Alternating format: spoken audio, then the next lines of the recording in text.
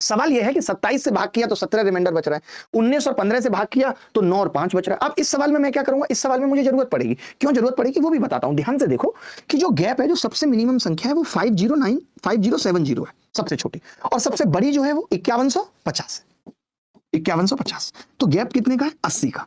80 के गैप का मतलब हो गया कि इन दोनों के बीच में 80 का केवल एक मल्टीपल हो सकता है। ऐसा नहीं हो सकता कि कोई दो संख्या इनके बीच में 80 से कट जाए। तो अब मुझे आसान पड़ेगा कि मैं ये देख लूं कि अच्छा 80 इसमें है मेरे पास ऑप्शन। अगर 80 नहीं होता, मान लेते हैं कि 42 होता है, मुझे 27 से भी करना होता, तो भी मैं इस सवाल का उत्तर निकाल सकता हूं। उस वक्त मेरे पास ऑप्शन होते कि 3 नंबर में से उत्तर हो सकता है, फिर मुझे ऑप्शन की तरफ देखना पड़ता। तो अब मैं आप कुछ कहेंगे 80 का मल्टीपल देख लो। अरे इतना लोड लेने की जरूरत नहीं है कि मैं 80 का मल्टीपल देखूं। मुझे मालूम है कि मैंने 5070 के आसपास कोई संख्या देखनी है, तो मैं 80 से भाग कर लेता हूं। तो आपने कहा 80 से भाग करेंगे तो 80 से कितनी बार कटेगा, 8 6 48, 480।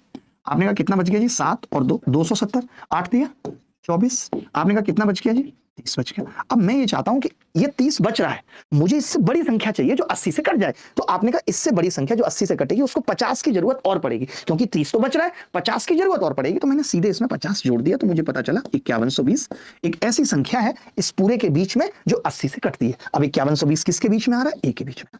क्या गलत